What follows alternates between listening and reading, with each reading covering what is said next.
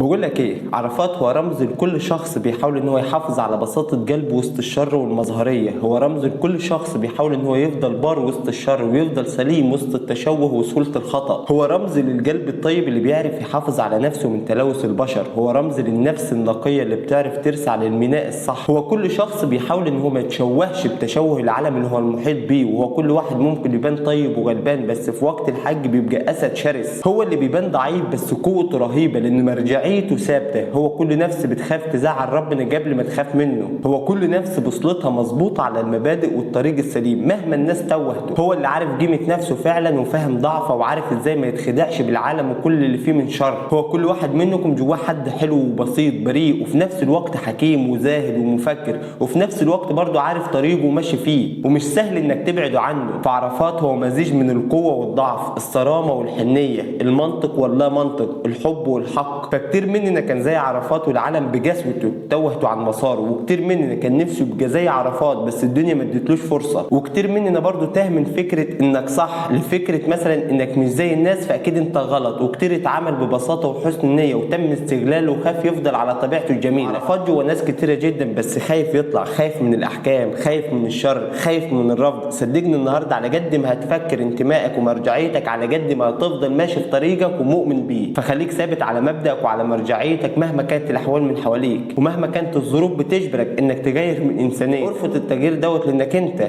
ثابت وعلى مرجعيه صح. سلام.